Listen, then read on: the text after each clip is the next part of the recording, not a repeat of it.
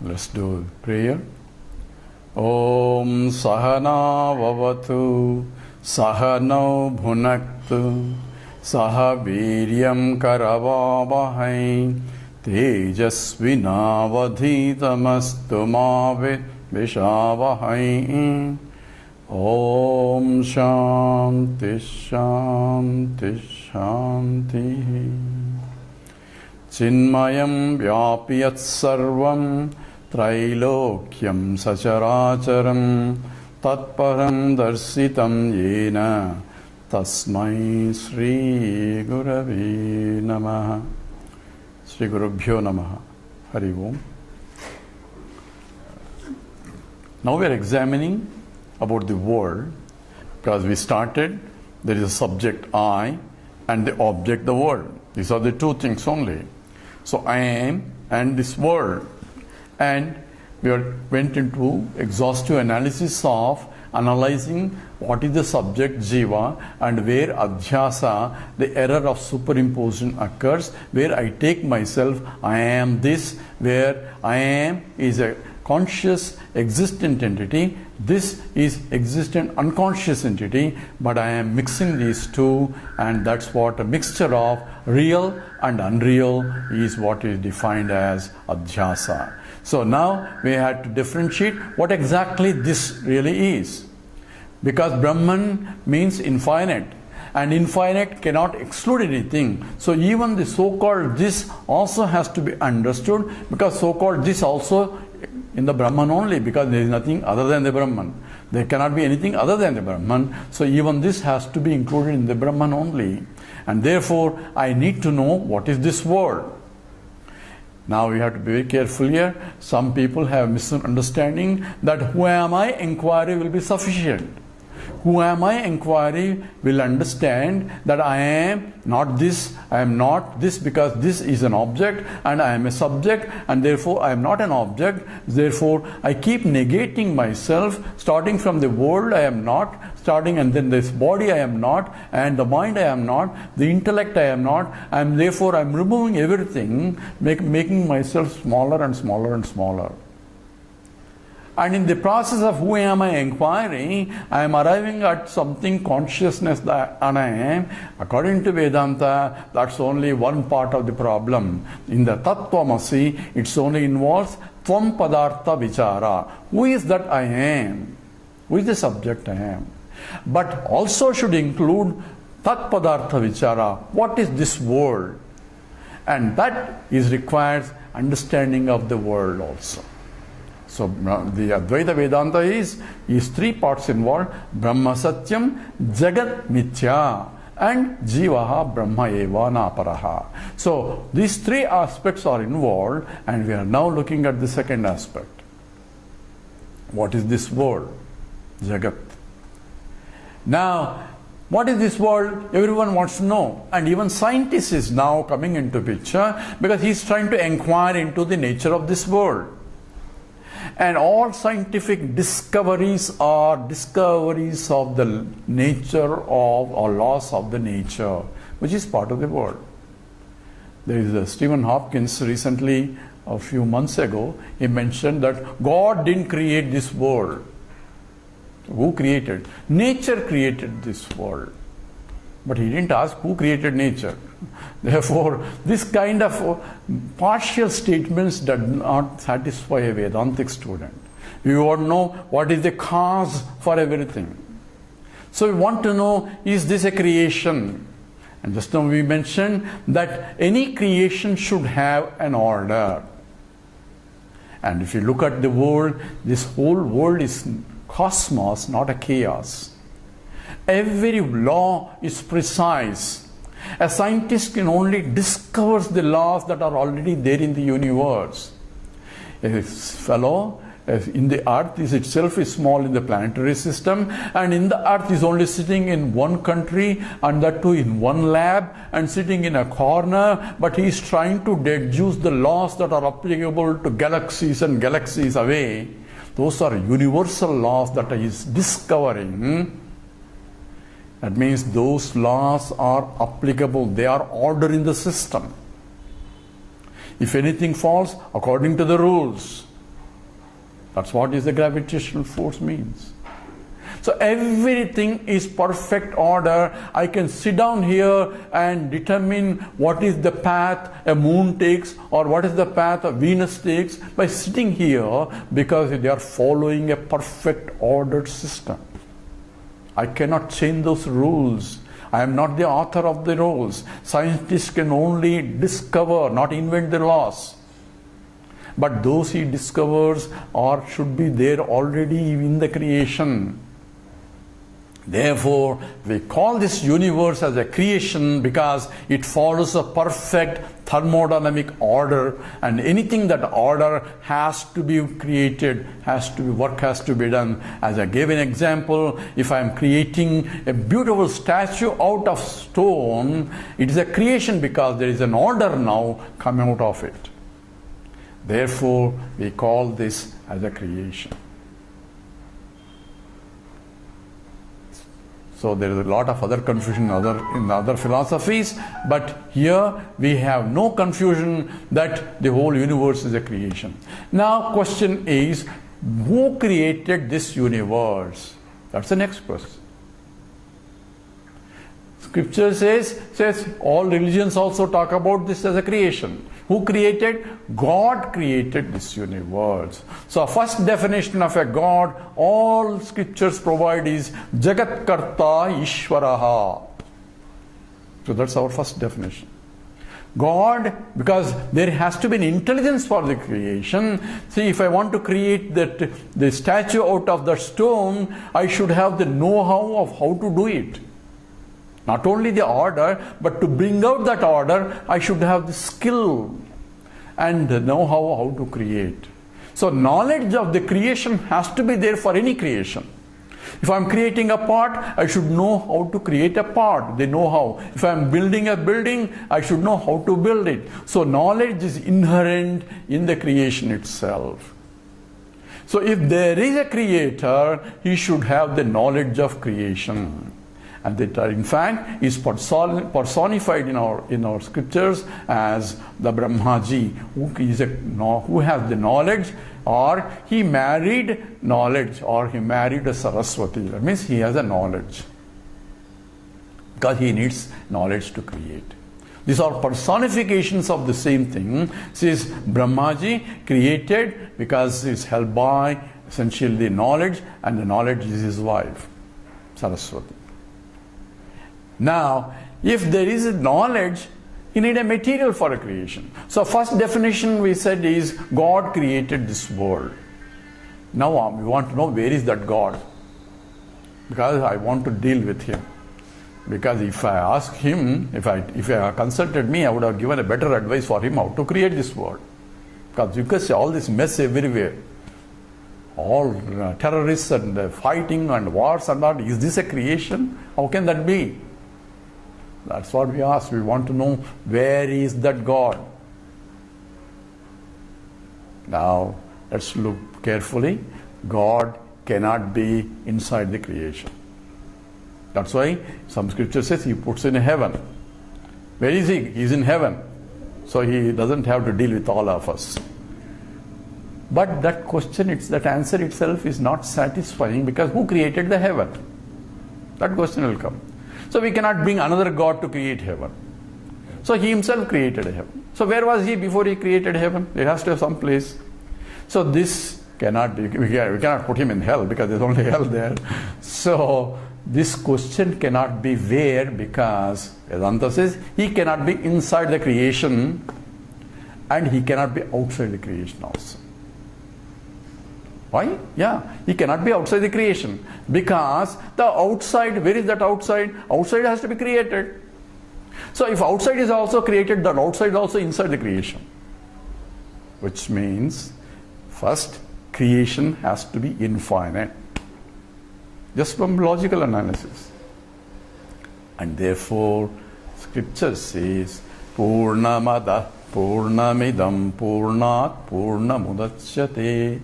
You have heard this sloka, we do it in the end of every class. This is Purnamada Purnamidam Purnat Purnamudachyate Purnasya Purnamadaya Purnameva Vasishyate. So this is a part of the sloka also. So Purnam idam. Idam means this idam, Isha Vashyam idam sarvam. This idam that I can point out is the entire universe can be pointed as idam. This is the world. That's how a scientist who has a conscious entity is able to analyze this idam. That idam can be a gravitational force or other forces, all are objectifiable things that he is trying to discover, because the laws that are discovering is separate from him. So everything idam, and that scripture says is Purnam. Purnam means infinite.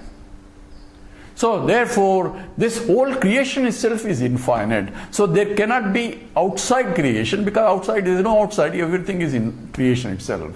Therefore, if there is a creator, he cannot be outside the creation, because there is no outside. He cannot be inside the creation, because everything inside the creation is created. So because cannot be part of creation and then create also. So he has beyond the creation, before creation itself. So he cannot be inside the creation, he cannot be outside the creation. Then what is the answer? Where is he? Only answer is, he is not different from creation itself. He cannot be different from creation. So God you are searching for cannot be anywhere, anywhere. You say everything is nothing but God only. That means he is not only the intelligent cause, he is the upadana karanam, the material cause for this creation. Therefore, we go to the second definition, and this is where the Vedanta differ from many religions. It says, how did he create it? He to create it in 7 days and all that. Other philosophical systems may say, but Vedanta says no. He himself became many. Creation came from himself, just as the spider puts forth its net. See, this is a part of the Vedantic teaching also. A spider may have the know-how of how to create a net, but where does it get material from them? It doesn't go outside, it brings it home from its own self. But in that example, the net is still separate from the spider that is creating. But here, he himself became many, everything else also. So, Purnamidam is this whole creation is specified, and it says Purnamadaha, that is also infinite. So, what is that which is not included in this? Because when you say Purnamidam, everything is infinite, there is nothing else left there. Then the scripture says Purnam Adaha, that is also infinite. So what is that is not included in this? Everything is included in this. There is one that is not included in this, is the one who is saying this. Everything that can be pointed out is this, but that which cannot be pointed out as this is Aham. He is the one who is doing the pointing. He cannot point out, I am this. So, Purnam Adaham involves, the Adaha means that is referring to the Jiva, or the Chaitanya Swarupa, or the conscious entity who is saying this, a pointer, and everything else pointed. And the scripture says, surprisingly, is Purnam. Even the pointer who is pointing is also infinite. It's a very strange statement by the scripture. That's why now you say, wow, Vedanta brings it out.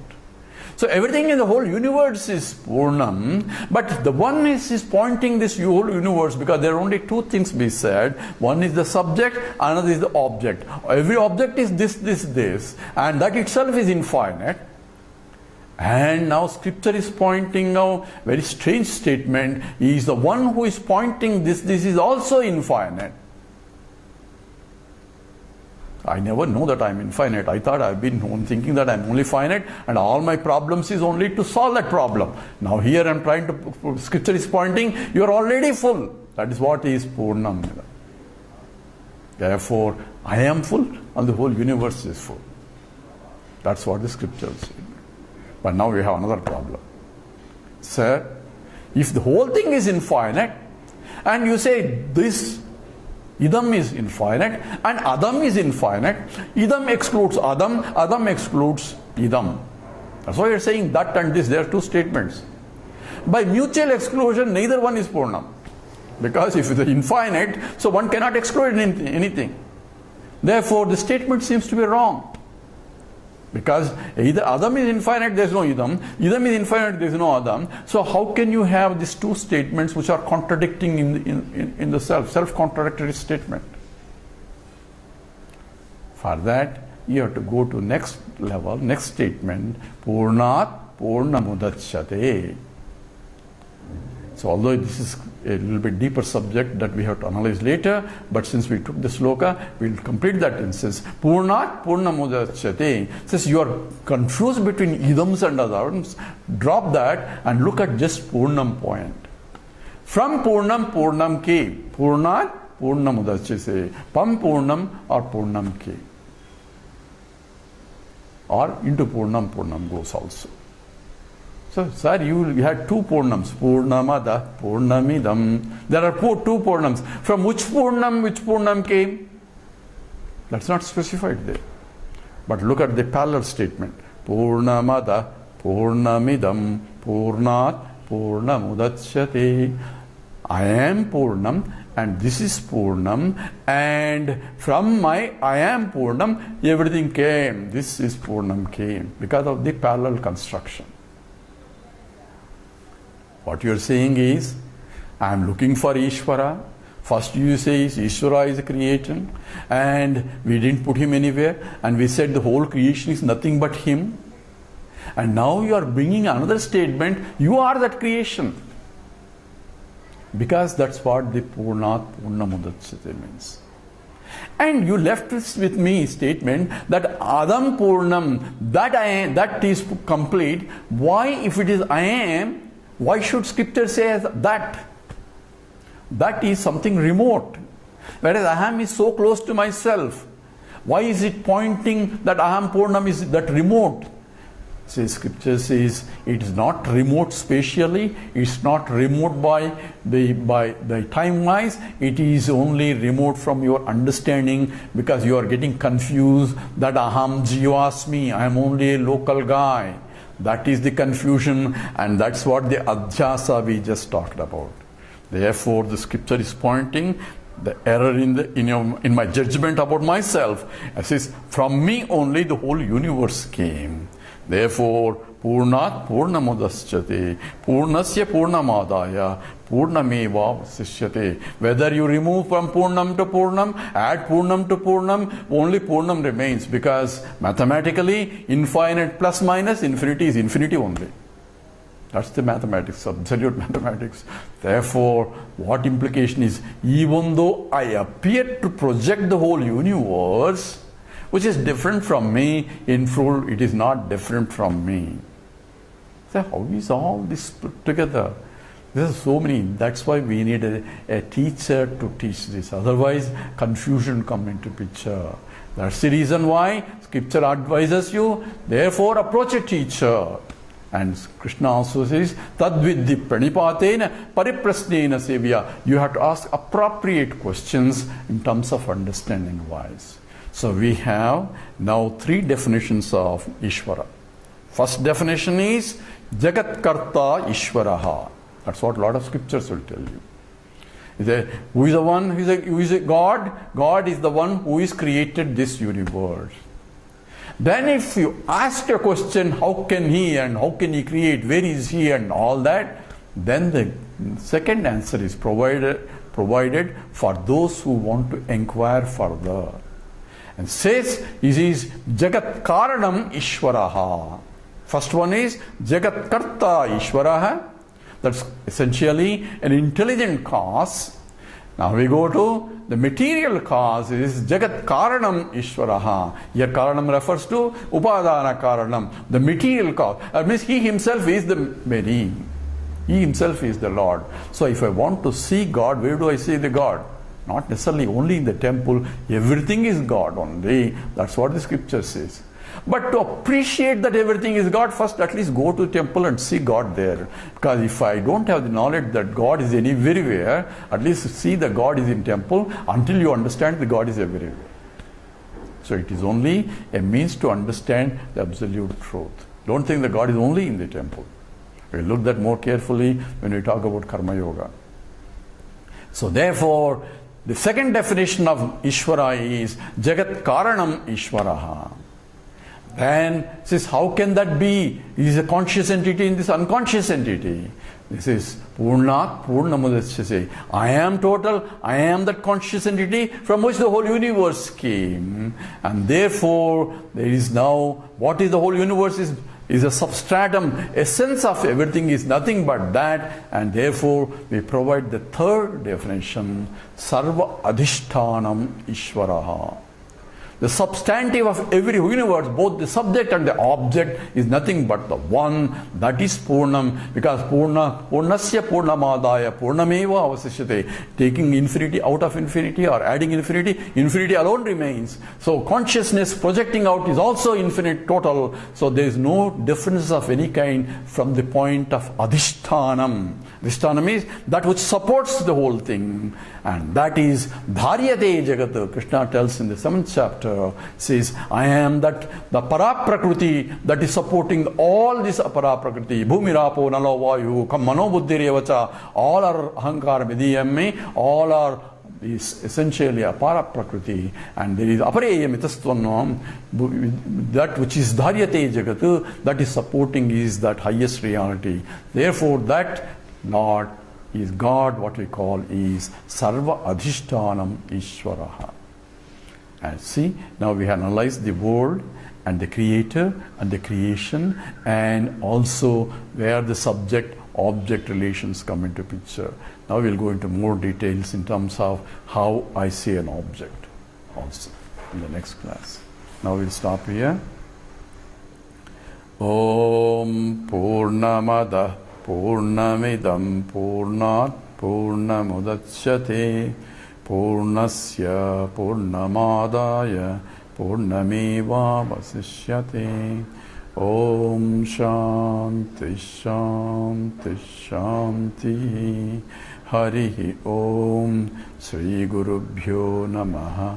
Harihi Om.